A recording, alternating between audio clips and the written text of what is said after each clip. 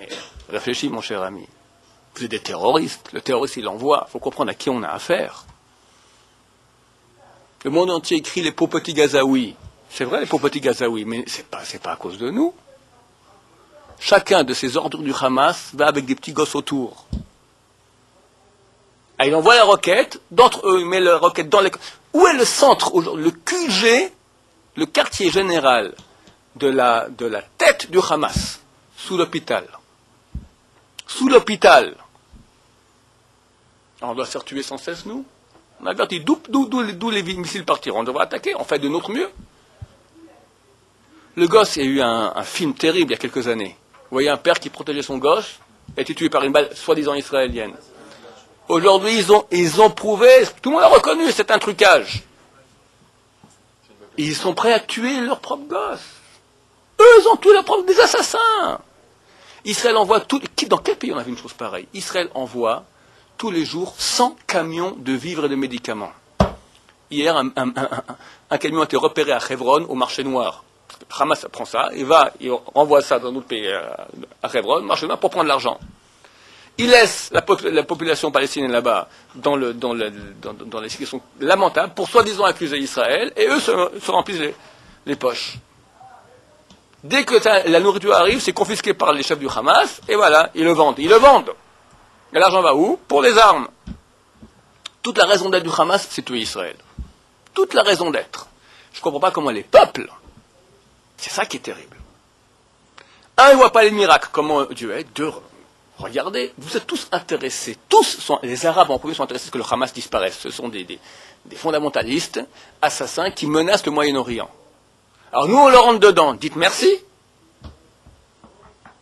Gaza aurait pu être la côte d'Azur de la région. Tout l'argent que nous donnons, puisque tous les États du monde donnent à Gaza, ils auraient pu être 10 fois plus qu'Israël. 10 fois plus. Ils mettent ça dans la poche, quelques dirigeants, et voilà, ils crevaient de faim. Et quand même, de temps en temps, on prend des gosses et on les tue.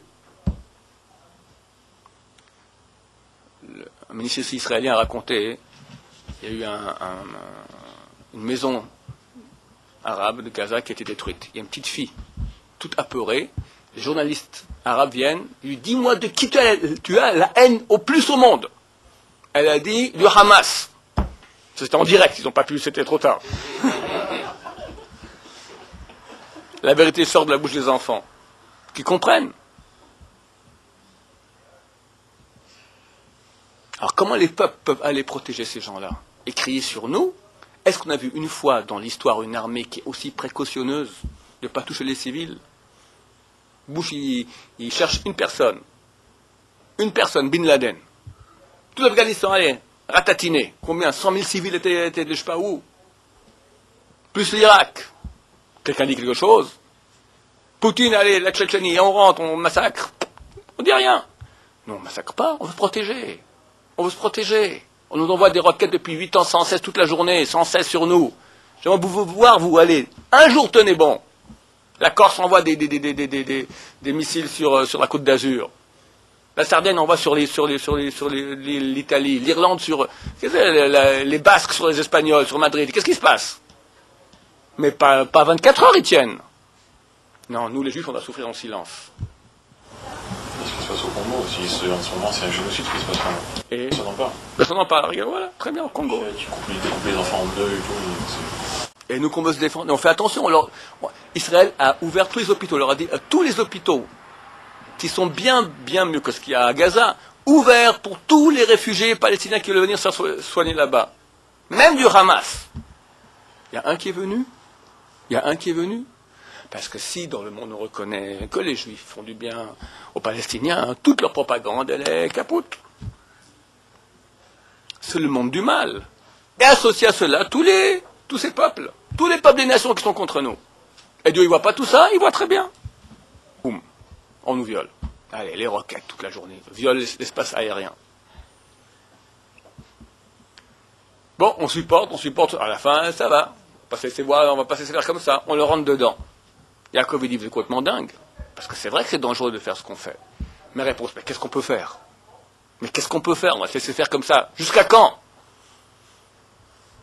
Alors, Baruch Hashem, la Torah, elle dit, Vatehi chitat elokim al ha'arim ve'lo al fachei bnei Yaakov. Il y a eu la crainte. Dieu a fait qu'il y ait la crainte dans toutes les villes qui entouraient Bnei Israël, et personne ne les a poursuivis. Donc, j'espère que Dieu aura pitié de nous et gardera nos frères à l'étranger en sécurité. En tout cas, on commence à comprendre un peu ce que disaient les rabbins, que avant que Mashiach vienne, l'endroit le plus sûr, ce sera en terre d'Israël, paradoxalement. Ben oui, tu vois que le monde, ils sont devenus fous. Moi, je pense qu'on est en train de revivre Berlin 1938, et tous les goïms qui sont restés passifs, ou ont aidé, collaborent, ou sont restés passifs à la Shoah. Donc il leur donne maintenant une occasion. Allez, je vous mets une situation maintenant. Vous voyez, qui est le pauvre, qui est dans son droit, et qui est l'assassin. Et vous allez maintenant protéger l'assassin et accuser celui qui est dans son droit. Ok, je vous laisse faire. Donc maintenant c'est votre épreuve. Et ils sont en train de la rater grandiosement. Un copain qui vient de Suisse. La Suisse, ça va. C'est pas bourré d'arabes, la Suisse. La France, je comprends. Ils ont sauvé leur peau. D'accord, l'Allemagne, je comprends. Mais la Suisse. Antisémite, c'est pas possible. Pourquoi? Mais sois juste, sois honnête. T'aurais voulu, toi, qu'on vienne t'envoyer des requêtes sur ton pays? T'aurais réagi, c'est normal. Et comment t'aurais réagi? Mais tu tues tout le monde. Tu tues tout le monde. Nous, on fait attention. Il y a des erreurs par-ci par-là, c'est vrai. On fait de notre mieux. On n'est pas des anges. Chaque chef terroriste va avec des petits-enfants autour de lui sans cesse. L'autre jour, à la radio, on m'a raconté un pilote d'hélicoptère. Il a vu un des gros bonnets du Hamas. Il lance une roquette. Tout d'un coup, il y a un minibus qui s'arrête devant lui. Il rentre dans le minibus. Et il a fait dévier la roquette. Mais un autre pilote d'un autre endroit, il lui rentre dedans, terminé. Ah, le petit bus, il part avec. Les ambulances sont bourrées d'explosifs. Alors, on peut tirer sur une ambulance. Comment vous tirez sur une ambulance? Ils ont tiré sur un truc de l'ONU. Ben, une roquette est partie de là-bas. Qu'est-ce qu'on doit faire?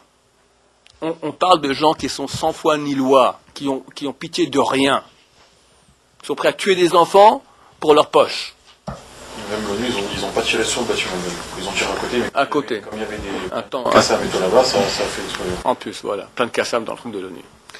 Que Dieu nous protège, ça c'est la vérité, mais surtout cela c'est pour faire un grand chant à Dieu de remerciement, et ça veut dire qu'il faut commencer, continuer, parce que c'est être Ratson, Dieu nous aime, il demande qu'on prie encore, et sachez que la prière qu'on fait ici, l'étude de Torah, elle est très très très précieuse, attention de ne pas faire de péché, tenir bon, parce que Bezrat Hashem, je pense qu'on est sur Bezrat Hashem, j'espère, sur la dernière ligne droite, Amen, Kenny Ratson.